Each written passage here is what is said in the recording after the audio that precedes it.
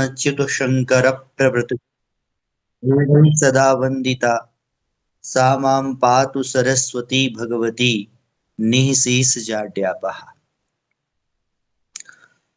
आज की इस कक्षा को प्रारंभ करने से पूर्व संस्कृत प्रदेश इस सक्रिय यूट्यूब चैनल के संस्थापक एवं शैक्षणिक कक्षाओं का संयोजन करने वाले हमारे प्रिय आत्मीय और हमारा सर्वविध ध्यान रखने वाले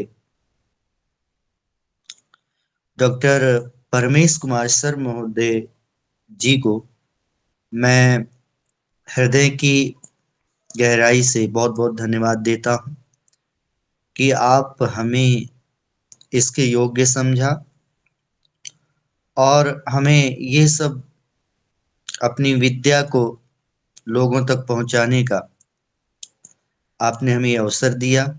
इसके लिए मैं बहुत बहुत आपका धन्यवाद करता हूं।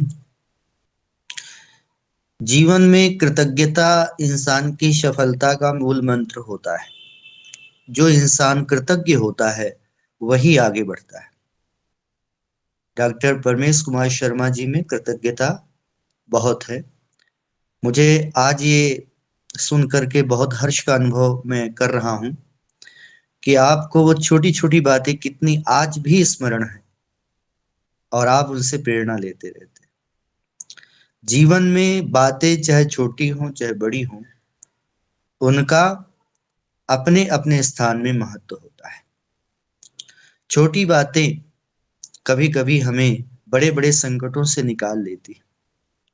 रस्सी के निर्माण में जैसे एक तिनका मिल करके एक ऐसी मजबूत शक्तिशाली रस्सी का निर्माण करता है जो रस्सी किसी बड़े गज को भी बांध लेती है। तो जीवन में छोटी छोटी बातें और व्यवहारिक बातें यदि हमारे गुरुजनों के द्वारा और माताओं पिता के द्वारा मिलती हैं तो हमें उसे अपना मूल मंत्र मान करके और उनका प्रयोग करना चाहिए और कृतज्ञ बने रहना चाहिए। कृतज्ञता इंसान को आगे बढ़ाती है, आगे ले जाती है और जो कृतज्ञ होते हैं उनके द्वारा परिश्रम से अर्जित किया हुआ सब कुछ भी नष्ट हो जाता है। इसलिए कृतज्ञ बनिए। कृतज्ञ व्यक्ति ही विनम्र होता है, कृतज्ञ व्यक्ति ही श्रद्धावान होता है, कृतज्ञ व्यक्ति ही विद्वत्ता की कोटि में आता है। इसलिए कृतज्ञता इंसान का सबसे बड़ा आभूषण है। कृतज्ञता ही इंसान को उसकी सच्चाई और उसकी स्थिति का भान कराता है। इसलिए कृतज्ञता निश्चय ही होनी चाहिए। प्रिय आत्मी हमारे भ्राता तुल्य डॉक्टर परमेश शर्मा का ये स्नेह हमें हमेशा प्राप्त होता रहता है और आप केवल हमें ही नहीं, हम जैसे कई लोगों को आपने इस कार्यक्रम से जोड़ा है और ये तो हमारी पात्रता है, लेकिन जिन विद्यार्थियों के लिए ये पाठ जा रहे होंगे, वो जो इनसे सीख रहे होंगे, उनके लिए ये बहुत बड़ा अवसर है कि उस समय जब हम लोग पढ़ते थे तो पढ़ाने वाले लोग नहीं मिलते थे।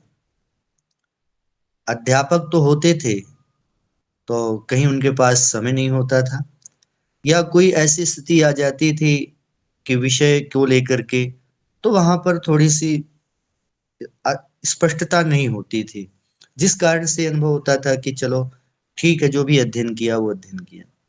लेकिन आज के इस बहुत ही सुंदर, मैं तो इसको बहुत ही सुंदर काल और समय कहूंगा कि जिसमें इस प्रकार का अवसर हमें घर बैठे मिल रहा है कि जो बहुत अच्छे जो अध्ययन करके विषयों को पढ़ करके उसे पढ़ाने का प्रयास कर रहे हैं, आप तक देने का प्रयास कर रहे हैं। तो ये बहुत ही सुंदर एक प्रकल्प चल रहा है। ज्ञान का प्रयोग प्रसारण में होना चाहिए। ज्ञान यदि है तो उसे दूसरों तक पहुंचाएं, बांटे। अर्थ माध्यम नहीं हो सकता है, ज्ञान अर्थ का माध्यम नहीं हो सकता है कि हम अर्थ के माध्यम से ही ज्ञान अर्जित करें। ज्ञान अर्थ तो एक साधन मात्र है, और अर्थ के माध्यम से या बिना अर्थ के, अब आप अर्थ के द्वारा प्राप्त किए वाले ज्ञान को उत्कृष्ट यदि माने या बिना अर्थ वाले ज्ञान को आप जो है निम्न माने, तो ये अर्थ जो है दोनों की के महत्व को, दोनों की उपयोगिता को स्पष्ट नहीं कर सकता है। इसलिए अर्थ एक साधन मात्र है। अर्थ का अर्थ नहीं है तो लोग कहते हैं व्यर्थ है, लेकिन व्यर्थ हो सकता है अपने स्थान पर, एक उसकी उपयोगिता हो सकती है, लेकिन ज्ञान सर्वत्र है। ज्ञान का प्रचार प्रसार हमारे प्राचीन ऋषियों ने भी किया, निशुल्क किया, गुरुकुलों के माध्यम से। आज की परंपरा में भी जो आधुनिक विद्यालय महाविद्यालय ये चल रहे हैं, उनमें तो अर्थ दान प्रदान की व्यवस्था हो रही है, लेकिन आज भी जो गुरुकुल चल रहे हैं वहां पर निशुल्क शिक्षा दी जा रही है। बच्चों के दिनचर्या से लेकर के, उनके शिक्षण से लेकर के, उनके चारित्रिक निर्माण से लेकर के और उनके भौतिक निर्माण तक बहुत सारा जो है कार्य निशुल्क ही किया जा रहा है। तो हम भी यदि कहीं से ज्ञान प्राप्त करते हैं, किसी को सही मार्ग दिखाने में अगर हम समर्थ हो सकते हैं, तो हमारा भी प्रयास होना चाहिए, क्योंकि हम किसी तरह से इन किन प्रकार अर्थ का अर्जन कर सकते हैं, लेकिन अर्थ का सही उपयोग करना जो है वो भी आना चाहिए। जैसे इस श्लोक में बहुत ही सुंदर पहले कहा था कि त्यागाय संवृतार्थानाम, ये रघुवंश महाकाव्य के जो 25 श्लोक पढ़े हैं आपने, ये बहुत ही सुंदर श्लोक है। और त्यागाय संवृतार्थानाम की बात उन्होंने कही थी कि भाई देखो, जो धन अर्जित करते थे, तो धन केवल ये नहीं कि अब उसको रख लिया, रखने के बाद अपने विषयों की तृप्ति के लिए, भोग विलास के लिए उनका प्रयोग करते थे, ऐसा नहीं था। जो धन अर्जित करते थे उसमें से स्वयं उसका दान कर देते थे, लोगों को दे देते थे, जो जरूरतमंद लोग होते थे, जिनको आवश्यकता होती थी अर्थ की, उनको दे देते थे। तो वैसे ही हमारे जीवन में भी, चाहे ज्ञान हो, चाहे अर्थ हो, या किसी भौतिक सामग्री की आवश्यकता यदि किसी को पड़ती है, तो हमें भी वैसा आचरण करना चाहिए। ये एक सामान्य शिक्षा मिलती है। तो मैं आज थोड़ा इस विषय में ज्यादा न कहते हुए, आज की जो कक्षा है उस अंतिम कक्षा है, और इस विषय की और भी हम इस आपके बीच बीच आपके पास आते रहेंगे कुछ विषयों को लेकर के। तो आज की कक्षा में जो श्लोक है, 25वां श्लोक है, पंचविंशतितमः श्लोकः अस्ति अद्य, और एक बारं वयं पठिष्यामः। स्थित्यै दण्डयतो दण्ड्यान् परिणेतुः प्रसूतये अप्यर्थकामौ तस्यास्तां धर्म एव मनीषिणः, धर्म एव मनीषिणः। स्थित्यै दण्डयतो दण्ड्यान् परिणेतुः प्रसूतये अप्यर्थकामौ तस्यास्तां धर्म एव मनीषिणः, धर्म एव मनीषिणः। अत्रिकानि अस्मिन् श्लोके कानि सन्ति सन्धियुक्तपदानि, प्रथमं तावत् वयं पश्यामः। पश्यन्तो दण्डयतो दण्ड्यान् इत्यत्र सन्धि वर्तते। कः सन्धि अस्ति? विसर्ग संधि अस्ति। कस्य सूत्रस्य प्रवृत्ति? हसिचा इति सूत्रस्य प्रवृत्ति संजायते। यथा पृथक् कुर्मः तथा दण्डयतः, दण्डयतः, दण्डयतः दण्ड्यान् इति दण्डयतो दण्ड्यान् एवं भवति। दण्डयतः दण्ड्यान् इति दण्डयतो दण्ड्यान्। पुनश्च पश्यन्तु, अप्यर्थकामौ, अप्यर्थकामौ अपि अर्थकामौ इति अप्यर्थकामौ, अत्र यण् संधि वर्तते। अपि अर्थकामौ, अप्यर्थकामौ। पुनश्च तस्यास्तां, तस्यास्ताम् इत्यत्र यदा पृथक् कुर्मः तदा तस्याः ताम् इति तस्यास्ताम्, अत्र सकारस्य विसर्गस्य सकारः। तस्यास्ताम् तस्याः ताम् इति तस्यास्ताम्। पुनश्च धर्मः एव धर्म एव, धर्मः एव धर्म एव। अत्र एवम् अस्माभिः किं करिष्यते, इदानीं वयं दृष्टवन्तः कानि सन्ति सन्धियुक्तपदानि। पश्यन्तु, इदानीं वयम् अन्वयं विधास्यामः। अन्वयं पश्यन्तु, क्रिया का अस्ति अत्र आस्ताम्, क्रिया अस्ति आस्ताम्। पश्यन्तु तस्यास्ताम्, अत्र पश्यन्तु सन्धि वर्तते तस्य आस्ताम् इति तस्यास्ताम्।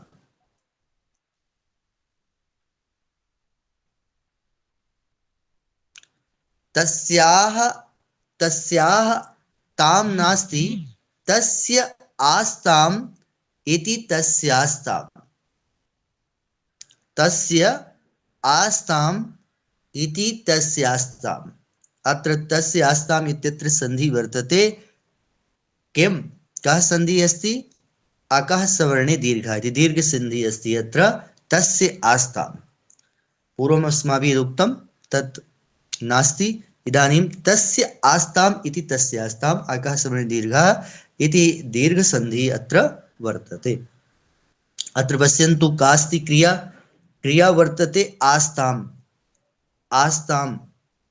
तर्हि कौ आस्ताम्, तर्हि अर्थकामौ आस्ताम्, कौ आस्ताम् अर्थकामौ आस्ताम्। पुनश्च कस्य अर्थकामौ आस्ताम्, तस्य अर्थकामौ आस्ताम्। कथं भूतस्य तस्य अर्थकामौ आस्ताम्, मनीषिणः तस्य अर्थकामौ आस्ताम्।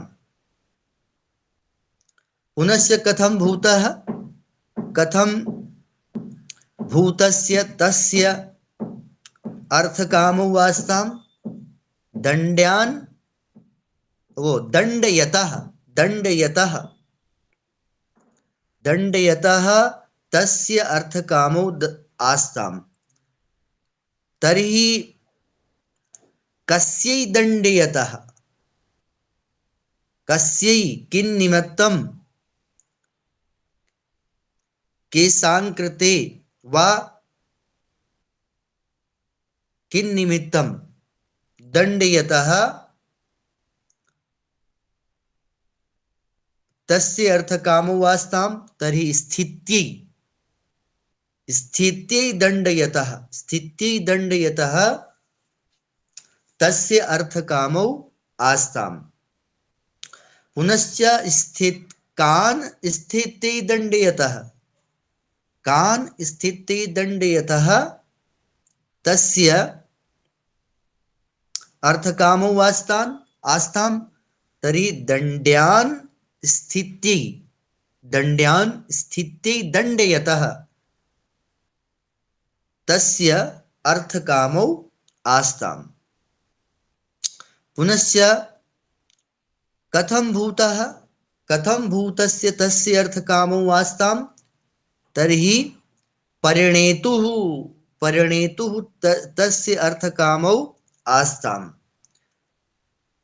कस्मै कस्यै परिणेतुः तस्य अर्थकामौ आस्ताम्, तर्हि प्रसूतये, प्रसूतये परिणेतुः, प्रसूतये परिणेतुः तस्य अर्थकामौ आस्ताम्। पुनश्च कथं भूतस्य तस्य, पुनश्च दण्ड्यान् स्थित्यै दण्डयतः प्रसूतये परिणेतुः कथं भूतस्य तस्य अर्थकामौ आस्ताम्, तर्हि दण्ड्यान् स्थित्यै दण्डयतः प्रसूतये परिणेतुः मनीषिणः तस्य अर्थकामौ आस्ताम्। एवं पुनश्च दण्ड्यान् स्थित्यै दण्डयतः प्रसूतये परिणेतुः मनीषिणः तस्य क एव का एव आस्तां तर्हि दण्ड्यान् स्थिते दण्डयतः प्रसूतये प्रणेतुः मनीषिणः तस्य अर्थकामौ अपि धर्म एव आस्ताम्। धर्म एव आस्ताम्। अब इदानीं पश्यन्तु अपि इत्यस्य प्रयोगः एव इत्यस्य प्रयोगः कृतः विद्यते। अत्र अन्ये गुणाः सन्ति, तान् गुणान् व्यतिरिच्य अर्थकाम विषये कथयति। अर्थः कामः अपि, अर्थात ये अन्य गुणाः सन्ति तेषु अर्थः कामः अपि। एवं अर्थात अपि इत्यस्य प्रयोगः कुत्र भवति? यदा वयम् अन्यं योजयामः तत्र अन्ययोजनेन एव तस्य प्रयोगः भवति। अर्थात् अर्थकामौ अत्र योजयते, एतदर्थम् अत्र अपि इत्यस्य प्रयोगः कृतः अस्ति। एव इति भवति निर्धारणे। धर्म बहुषु एव अत्र एकस्य निर्धारणं यदा क्रियते तदा एव भवति एव इत्यस्य प्रयोगः। अत्र धर्म एव इति उक्तं विद्यते। धर्म एव इति उक्तम् अस्ति। पश्यन्तु क्रिया का अस्ति? आस्तां, कौ आस्तां? धर्मकामौ आस्तां। कस्य आस्तां? तस्य धर्मकामौ आस्तां। पुनः कथं भूतस्य? दण्डयतः। कस्यै दण्डयतः? स्थित्यै दण्डयतः। कान् दण्डयतः? दण्ड्यान् दण्डयतः। तो दण्ड्यान् स्थित्यै दण्डयतः। पुनः कथं भूतस्य? पुनः परिणेतुः, है ना? कस्मै कस्मै या कस्यै परिणेतुः? प्रसूतये परिणेतुः। पुनश्च कथं भूतस्य? मनीषिणः। कथं भूतस्य? पुनः च मनीषिणः। तस्य अर्थकामौ आस्ताम्। क एव आस्तां? तर्हि अर्थकामौ अपि धर्म एव आस्ताम्। एवम् अत्र अस्माभिः अन्वयः विधास्यते। एक बार हम पुनः पश्यन्तु कथं भूतान्वयः भविष्यति। दण्ड्यान् स्थित्यै दण्डयतः प्रसूतये परिणेतुः मनीषिणः। प्रसूतये परिणेतुः मनीषिणः तस्य अर्थकामौ अपि धर्म एव आस्ताम्। अर्थकामौ अपि धर्म एव आस्ताम् इति व्याख्या भविष्यति, इति इत्यन्वयः भविष्यति। इदानीं पश्यामः अत्र समस्त पदानि कानि सन्ति। अत्र पश्यन्तु अर्थकामौ। अर्थकामौ इति पदं समस्त पदं वर्तते। अत्र अर्थकामौ इति समस्त पदं वर्तते। अत्र कः समासः अस्ति? इतरेतर द्वन्द्व समासः। अत्र पश्यन्तु अर्थस्य कामस्य इति अर्थकामौ। अर्थस्य कामस्य इति अर्थकामौ अत्र वर्तते। अतः अर्थकामौ इत्यत्र प्रथमा विभक्तिः द्विवचनं विद्यते। एतदर्थम् आस्ताम् इति क्रिया अपि द्विवचनार्थे वर्तते। अतः पश्यन्तु अत्र समस्तपदं वयम् इदानीं दृष्टवन्तः। एकमेव पदं वर्तते अत्र समस्तपदम्। अत्र इदानीं वयं पश्यामः अत्र समागतानां पदानां कः परिचयः भविष्यति इदानीं वयं ज्ञास्यामः। पश्यन्तु दण्ड्यान् अन्वयक्रमानुसारेण वयं किं करिष्यामः? पदानां परिचयं स्वीकरिष्यामः। पश्यन्तु दण्ड्यान् दण्डम् अर्हन्तीति इति दण्ड्याः। तान् दण्ड्यान्। अत्र दण्ड शब्दात् दण्डादिभ्यो यः इति सूत्रेण तत्र प्रत्ययः भवति। तदा एव भवति किं? दण्ड्यान् अर्थात् दण्डम् अर्हन्तीति इति दण्ड्याः। तान् दण्ड्यान्। प्रातिपदिकं किं भविष्यति? दण्ड्य अजन्त अकारान् पुल्लिङ्ग शब्दः तस्य रूपाणि रामवत् चलिष्यन्ति। यथा रामस्य द्वितीया विभक्तौ बहुवचने भवति दण्ड्यान्, तथा इत्यस्मिन् पदे अपि तस्मिन् पदे अपि का विभक्ति वर्तते, तत्र द्वितीया विभक्तिः बहुवचनं विद्यते। पश्यन्तु स्थित्यै प्रातिपदिकं किमस्ति? प्रातिपदिकम् अस्ति स्थिति। स्थिति अस्ति। अजन्त इकारान्त स्त्रीलिङ्ग शब्दः वर्तते। तस्य रूपाणि मतिवत् चलन्ति। अतः चतुर्थी विभक्तौ एकवचने एव भवति स्थित्यै। अतिष्ठा गतिनिवृत्तौ इत्यस्मात् धातोः स्त्रियाम् इक्तिनि इति सूत्रेण इक्तिन् प्रत्ययः यदा क्रियते तदा भवति स्थिति। तस्य रूपाणि मतिवत् चलन्ति। इत्यस्मिन् पदे अत्र चतुर्थी विभक्तिः एकवचनं विद्यते। दण्डयतः अत्र दण्ड धातुः वर्तते। तत्र दण्ड धातुः तत्र चुरादिगणे पठितं वर्तते, पठितः वर्तते, विद्यते वा? तर्हि दण्ड इति धातोः यदा वयं सत्रिप्रत्ययः कुर्मः तदा भवति दण्डयत्।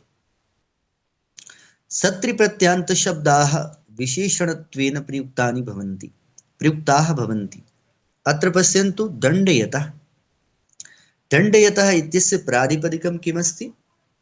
अतः विशेषणत्वेन प्रयुक्ताः भवन्ति सत्रिप्रत्ययान्ताः शब्दाः, तर्हि तेषां प्रयोगः त्रिषु लिङ्गेषु भवति। अतः अत्र पश्यन्तु दण्डयतः इति पदं तस्य इति पदस्य विशेषणम्। अतः तस्य इत्यस्मिन् यल्लिङ्गं यद्वचनं या च विभक्तिः वर्तते तत् सा एव तल्लिङ्गं तद्वचनं सा एव विभक्तिः दण्ड्यतः इत्यस्मिन् पदे अपि अस्ति। एवम् अस्माभिः अत्र चिन्तनीयम्। दण्डयतः अर्थात् प्रातिपदिकं किं भविष्यति? दण्डयत्। दण्डयत्। तर्हि रूपाणि कथम्? अत्र परिचयः का? अजन्त तकारान्त पुल्लिङ्ग शब्दः। हलन्त, क्षम्यतां, हलन्त तकारान्त पुल्लिङ्ग शब्दः। तस्य रूपाणि दण्डयन्, दण्डयन्तौ, दण्डयन्तः, दण्डयन्तं, दण्डयन्तौ, दण्डयन्तः, दण्डयतः, दण्डयतः, दण्डयता, दण्डयद्भ्यां, दण्डयद्भिः, दण्डयते, दण्डयद्भ्यां, दण्डयद्भ्यः, दण्डयतः, दण्डयतः, दण्डयति, एवं रूपाणि चलन्ति। अत्र दण्डयतः इत्यस्मिन् पदे तत्र षष्ठी विभक्तिः एकवचनं विद्यते। अतः दण्डयतः भवति। पश्यन्तु प्रसूतये। प्रसूतये प्रातिपदिकं प्रसूति, अजन्त इकारान्त स्त्रीलिङ्ग शब्दः। तस्य तत्र चतुर्थी विभक्तौ एकवचने भवति प्रसूतये। परिणेतुः तत्र परि उपसर्ग पूर्वकात् नी धातुः, णीय प्रापणे धातुः वर्तते, तस्मात् त्रिच् प्रत्ययः भवति, तदा भवति परिणेत्री। परिणेत्री, परिणेत्री भवति। तस्य पुल्लिङ्गे रूपाणि चलन्ति परिणेता, परिणेतारौ, परिणेतारः। अत्र षष्ठी विभक्तौ अस्य परिचयः अस्ति अजन्त ऋकारान्त पुल्लिङ्ग शब्दः। अस्य रूपाणि कर्ता इव चलन्ति। यदा कर्ता, कर्तारौ, कर्तारः, प्रणिनेता, प्रणेतारौ, परिणेतारः। पश्यन्तु अत्र षष्ठी विभक्तिः एकवचनं विद्यते, परिणेतुः। पश्यन्तु मनीषिणः, अत्र प्रातिपदिकम् अस्ति मनीषिन्, अजन्त हलन्त नकारान्त पुल्लिङ्ग शब्दः। तस्य रूपाणि अत्र मनीषी मनीषिणौ मनीषिणः मनीषिणं मनीषिणौ मनीषिणः एवं रूपं तत्र चलन्ति। अत्र अस्मिन् पदे षष्ठी विभक्ति एकवचनं विद्यते मनीषिणः। तस्य तस्य इति पदस्य प्रयोगः अस्कृता आगतः। अत्र तस्य तत्सर्वनाम सर्वनाम शब्दः पुल्लिङ्गे षष्ठी विभक्तौ एकवचने भवति तस्य। अब इदानीं पश्यन्तु अर्थकामौ प्रातिपदिकम् अस्ति किमस्ति अर्थकाम अर्थकाम अर्थकाम। अत्र पश्यन्तु समासः विद्यते अत्र। तर्हि रामवत् रामः रामौ रामः अर्थकामः अर्थकामौ अर्थकामः एवम्। अत्र द्वितीया विभक्तौ अत्र प्रथमा विभक्तौ द्विवचनं विद्यते अत्र अर्थकामौ। अपि इति अव्ययं धर्मः एव। धर्मः अजन्त आकारान्त पुल्लिङ्ग शब्दः तस्य प्रथमा विभक्तौ एकवचने एव भवति धर्म धर्मः एव धर्मः एव इति अव्ययम् आस्ताम् असुभुवि धातोः लङ्लकारस्य प्रथमपुरुषस्य द्विवचनस्य इयं क्रिया वर्तते। आसीत् आस्ताम् आसन् आसीः आस्तम् आस्त आसम् आस्व आस्म एवं रूपाणि भवन्ति। वयं दृष्टवन्तः का परिचयः भविष्यति एतेषां पदानाम्।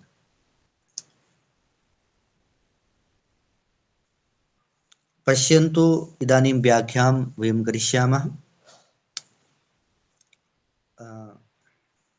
पश्यन्तु दण्ड्यान् दण्ड्यान् इति इत्यस्य अर्थः दण्डयोग्यान् दण्डयोग्यान् स्थित्यै पालनाय लोकमर्यादायै स्थित्यै लोकमर्यादायै दण्डयतः दण्डविधानं कुर्वतः दण्डविधानं कुर्वतः प्रसूतये सन्तानाय प्रसूतये इत्यस्य अर्थः सन्तानाय परिणेतुः परिणेतुः विवाहं कर्तुः परिणेतुः विवाहं कर्तुः मनीषिणः विदुषः मनीषिणः विदुषः तस्य दिलीपस्य अर्थकामौ अर्थकामौ अर्थकामौ इति पदद्वयम् अत्र पुरुषार्थसूचकौ पदद्वयं पुरुषार्थसूचकं विद्यते। अतः अर्थकामौ अर्थकामौ इत्यस्य आशयः अर्थकामपुरुषार्थौ पुरुषार्थचतुष्टयं भवति न धर्म अर्थ काम मोक्ष इत्यादयः पुरुषार्थचतुष्टयम्। अतः अर्थकामौ अर्थकामपुरुषार्थौ अपि धर्मः धर्मनामक पुरुषार्थः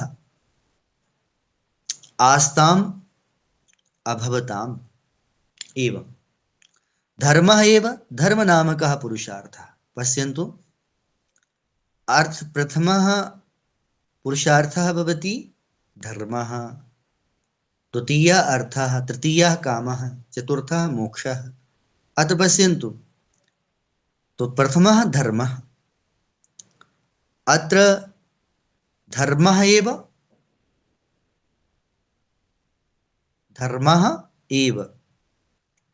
इत्यस्य अर्थः आशयः वर्तते धर्म पुरुषार्थः एव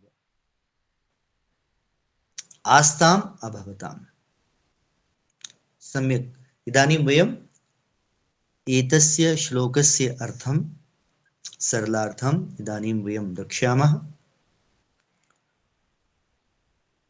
राजा दिलीपः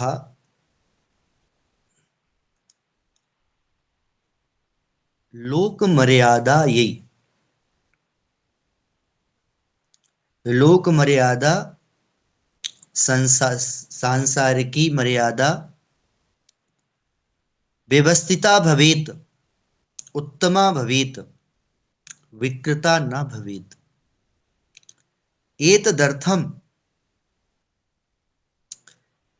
ये अपराधिनः आसन्,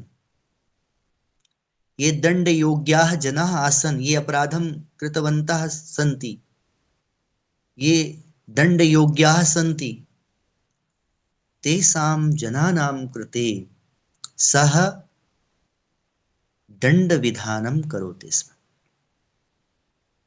अपराधिनां कृते दंडनं, दंड विधानं सः करोति स्म।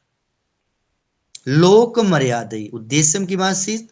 लोक मर्यादै, अर्थात स्वप्रजासु, स्वप्रजासु स्थितिः व्यवस्थिता भवेत्, सर्वे शान्तियुक्ताः भवेयुः। प्रजासु ये जनाः सन्ति ते सर्वे शान्तियुक्ताः, शान्तिमयाः भवेयुः। अपराधं न वर्धेत, अपराधः न तत्र भवेत्।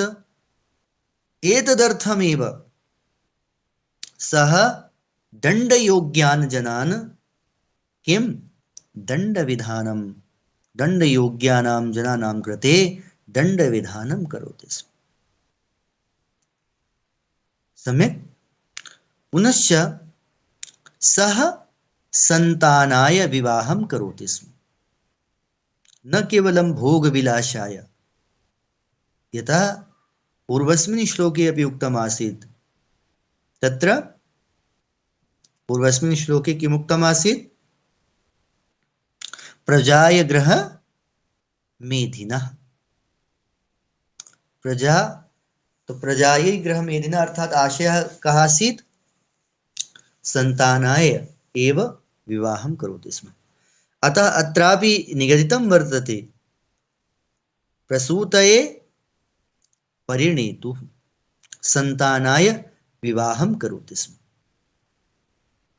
अर्थात आशयः वर्तते कि केवलं भोगविलासाय एव न, कि इयं स्त्री अतीव सुन्दरा अस्ति, अतः एतया सह विवाहं करिष्यामि, पुनश्च अपरां दृष्ट्वा इतोपि एतया सह विवाहं करिष्यामि, एवं कृत्वा तत्र महिषीणां सम्मर्दः समूहः तेन न कृतः।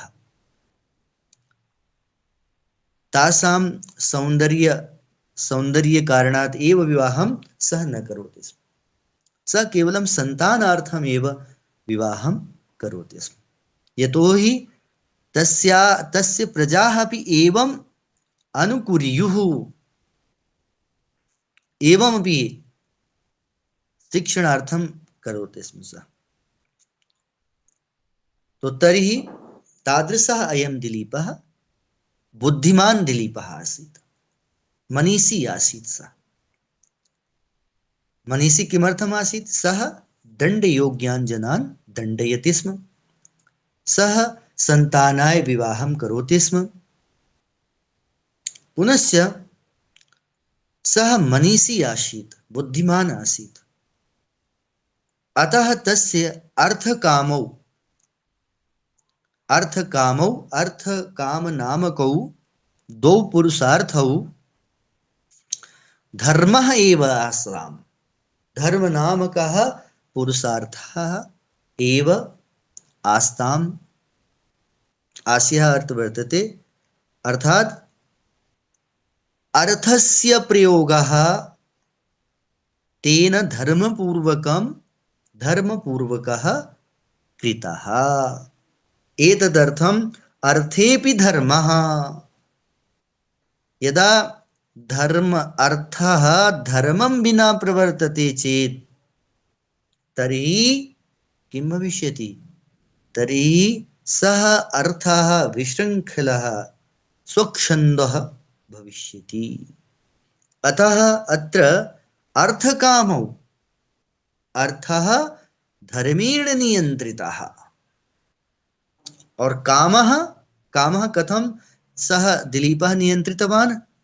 केवलं सः संतानाय एव विवाहं करोति स्म। एतदर्थं विवाहः अपि यानी कामः अपि धर्मेण नियंत्रितः। यदि संतानाय न केवलं स विवाहं करोति स्म तर्हि आशयः किं भविष्यति? आशयः एवं भविष्यति कि सौन्दर्याय, स्त्रीणां विलासभोगाय अगर सः विवाहं करोति स्म तर्हि कामौ अर्थ धर्मपूर्वकं न भविष्यति, अतः कामः तस्य धर्मपूर्वकः न अभविष्यत्। एतदर्थम् अत्र कामः अपि धर्मपूर्वकः धर्मेण युक्तः कामः आसीत् तस्य दिलीपस्य। उदाहरणं किम् अस्ति? तो उपरि लिखितं प्रसूतये परिणेतुः। तो प्रसूतये परिणेतुः इति लक्षणं कामस्य वर्तते। अतः कामस्य तु लक्षणं वर्तते, परन्तु एकस्यामेव स्त्रियां केवलं सन्तानार्थं विवाहस्य यद् उद्देश्यमस्ति तत् पूर्त्यै एव राज्ञा दिलीपेन कृतम्। एतदर्थं तत् कामः धर्मपूर्वकः सञ्जातः। यदि एवं सः न आकरिष्यत् चेत् तर्हि अधर्मपूर्वक कामः एवम्। अतः अर्थेन सह अपि धर्मः और कामेन सह अपि धर्मः। अर्थस्य उदाहरणम् अत्र किमर्थं दत्तवान्? तो दत्तवान् दण्ड्यान् स्थित्यै दण्ड्यान् स्थित्यै दण्डयतः। आशयः वर्तते ये अपराधिनः सन्ति, ये धनं चोरयन्ति, ये अनर्गलरीत्या विकृतरीत्या व्यापारं कुर्वन्ति, धनं चोरयन्ति, तादृशाः ये अपराधिनः सन्ति, ये हत्यां कुर्वन्ति, तादृशाः ये अपराधिनः सन्ति, तेषां कृते एव सः निश्चयेन प्रजासु अशान्तिः न स्यात्, प्रजासु अव्यवस्था न स्यात्। एतदर्थं तान् दण्डयोग्यान् जनान् सः दण्डयति स्म। यदि चौरः न दण्ड्यते चेत् तर्हि धनस्य अभावः भविष्यति। सः चौरः दण्डम् अर्थं चोरयिष्यति, अर्थस्य रक्षणं न भविष्यति। अतः अर्थसंरक्षणाय एव किम् अपराधिनः सः दण्डयति स्म, अपराधिनं सः दण्डयति स्म। एवम् अत्र आशयः वर्तते। तो अर्थस्य अत्र सम्बन्धः वर्तते दण्डैः जनैः सह। अपराधं जनाः अत्र पश्यन्तु, अस्मिन् साम्प्रतिके कालेपि भवन्तः द्रष्टुं शक्नुवन्ति, अपराधास्तु प्रायः एव अर्थकारणात् भूयांसः भवन्ति। अत्र अर्थकारणात् एव अत्र पश्यन्तु, स्थेयं परेषां धनापहरणं, पुनश्च पश्यन्तु सर्वत्रैव धनाहरणस्य चर्चा अस्माभिः समाचारपत्रेषु पठ्यते। तो इदानीं वयं पश्यन्तु अर्थ इति, अर्थं कदा सुरक्षितः भवति? ये चौराः, ये अपराधिनः सन्ति, तान् यदि राजा न नियन्त्रयति, तासाम् उपरि शासनं न निश्चयेन करोति, तर्हि ते किं करिष्यन्ति? ते धनं चोरिष्यन्ति। धनाभावे राजा वित्तहीनः अर्थात् शक्तिहीनः भविष्यति, सः किमपि कर्तुं न शक्ष्यति। एतदर्थमेव धनरक्षणम् अतीव आवश्यकं। धनरक्षणं तदा एव भविष्यति यथा वयम् अपराधिनं चौरान् वा दण्डं दद्मः, तर्हि अर्थसंरक्षणं भविष्यति। तथा एव धर्मपूर्वकं तत् धर्मपूर्वकः स अर्थः भविष्यति। अतः तस्यापि लक्षणं तेन विहितम्। अतः धर्म एव उक्तम धर्म एव आस्ताम, अर्थात सह धर्म पूर्वक अर्थस्य व्यवहारः और धर्म पूर्वक कामस्य व्यवहारः करोति स्म इत्याशयः अस्ति। यहाँ पर मैं इसका हिंदी में सरलार्थ एक बार बता देता हूँ। राजा दिलीप जो दंड के योग लोग थे उनको दंडित करते थे और संतान के लिए ही विवाह करते थे, इसलिए वो मनीषी थे, विद्वान थे,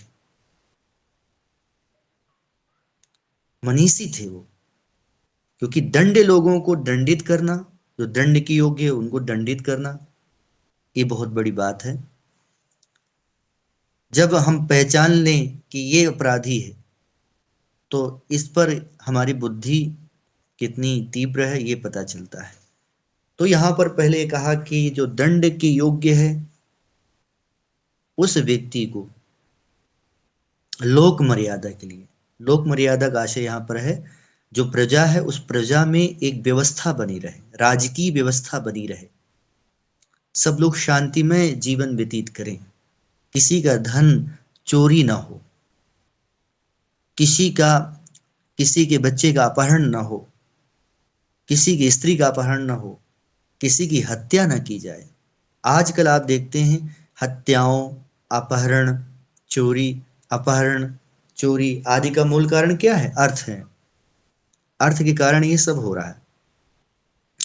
तो आशय यहाँ पर ये है कि लोक मर्यादा यानी संसार में प्रजा में एक मर्यादा बनी रहे, एक भय बना रहे, दूसरे लोग भी वैसा आचरण न कर सकें, एक शांति बनी रहे, ऐसे उस एक मर्यादा के लिए जो दंड योग व्यक्ति थे, जो अपराधी थे, उनको दंड जरूर देते थे राजा दिलीप। और विवाह वो जो है संतान के लिए उन्होंने किया था, क्योंकि वो चक्रवर्ती सम्राट थे, बहुत सारा धन था, वो चाहते तो बहुत सारी स्त्रियों के साथ विवाह कर लेते, लेकिन विवाह का जो उद्देश्य है वो केवल मात्र संतान है, न कि स्त्रियों के रूप, आकर्षण और लावण्य की ओर आकृष्ट होकर के उनसे विवाह करने का उद्देश्य उनका नहीं था।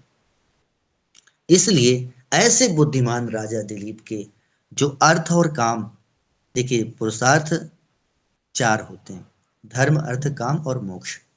तो अर्थ और काम ये 2 पुरुषार्थ हुए, पहला हुआ अर्थ, दूसरा हुआ काम, तीसरा हुआ पहला धर्म, दूसरा अर्थ, तीसरा काम, चौथा मोक्ष। तो राजा दिलीप के जो अर्थ और काम ये 2 पुरुषार्थ थे, वो इन दोनों कामों के करने के कारण, किन के कारण? जो दंड व्यक्ति हैं उनको दंड देना लोक मर्यादा के लिए, और संतान के लिए विवाह करना, ऐसे इन 2 कामों के लिए जो है अर्थ धर्म पूर्वक था और काम जो है वो धर्म पूर्वक था। आशय ये हुआ कि अगर उनका उद्देश्य संतान, स्त्री के साथ विवाह करने का उद्देश्य संतान नहीं होता, केवल आकर्षण भोग विलास होता, तो अधर्म पूर्वक काम होता। इसलिए धर्म पूर्वक जो काम है वो उन्होंने केवल किसी स्त्री से विवाह या विवाह करने का जो उद्देश्य था वो केवल संतान था, इसलिए उनके जीवन में जो काम था वो भी धर्म ही था, अर्थात धर्म पूर्वक काम था। धर्म की प्रधानता, धर्म को दृष्टिगत में रखते हुए काम का व्यवहार उनके जीवन में था। और अर्थ भी जो दंडे लोग थे उनको दंडित करते हुए, और दूसरे लोग वैसा अपराध न करें अर्थ के लिए, धन के लिए, तो इस तरह उनको दंडित करके और धर्म की रक्षा धर्म पूर्वक, अर्थ की रक्षा उन्होंने धर्म पूर्वक उन्होंने की। इसलिए यहाँ पर ये बात कही गई है कि अर्थ और जो काम है वे मानो क्या थे, वे धर्म ही थे उनके साथ, अर्थात इन दोनों का आचरण उन्होंने धर्म पूर्वक किया। इस श्लोक में अर्थ और काम का दोनों का उदाहरण ऊपर दिया गया है। अर्थ काम का दंड्यान स्थित दंड्यतः और काम का प्रसूतय परिणेतु, इन दोनों को, इन अर्थ और काम 2 पुरुषार्थों को इन 2 उदाहरणों से सिद्ध किया गया है। तो तब उन्होंने ये बताया गया है कि और उसमें धर्म है। धर्म है अर्थात धर्म पूर्वक को किया जा रहा है। जो मर्यादित हमारे मनुस्मृति आदि शास्त्र हैं, जिनमें विवाह के लिए और अर्थ संरक्षण के लिए राजा का जो निर्देश होता है, उसमें वो भाव था। इसलिए इसको उन्होंने अर्थ और काम को धर्म पूर्वक बताया। देखो, हमारा चाहे अर्थ हो चाहे काम हो, हमारे जीवन में अर्थ और काम की प्रवृत्ति होती है। लेकिन अर्थ और काम अगर धर्म के बिना होते हैं तो वो राक्षसी प्रवृत्ति के हो जाते हैं, हमारे जीवन को पदभ्रष्ट कर देते हैं। अर्थ का प्रयोग धर्म पूर्वक यदि हम करते हैं तो अर्थ का सदुपयोग होता है। जब हम धर्म को दृष्टिगत न रखते हुए अर्थ का प्रयोग करते हैं तो उसका दुरुपयोग होता है। तो इस बात का ध्यान हम अपने जीवन में रखें। इसी प्रकार काम का यदि प्रयोग हम जो है धर्म पूर्वक करते हैं, जैसे राजा दिलीप ने केवल संतान के लिए विवाह किया, न कि विलासिता के लिए विवाह किया, तो उनका जो काम है वो धर्म पूर्वक रहा। उन्होंने दंड लोगों को दंडित किया, समाज में व्यवस्था लाई, धन का संरक्षण किया, इसलिए धन पूर्वक अर्थ रहा। तो ये दो प्रकार के जो धर्म, अर्थ और काम है, उसमें भी धर्म है, धर्म उसमें विद्यमान है। धर्म के बिना वे दोनों अधर्म की श्रेणी में आते हैं, दोनों विशृंखल की श्रेणी में आते हैं। तो आज का पाठ यहीं तक। हमने सभी 25 श्लोकों का अध्ययन किया। अनुष्टुप छंद था। अनुष्टुप छंद के अलावा इसमें परिसंख्या अलंकार है, आर्थी परिसंख्या अलंकार का प्रयोग इसमें किया गया है। तो ये दो चीजें हो गई, छंद हो गया, अलंकार हो गया।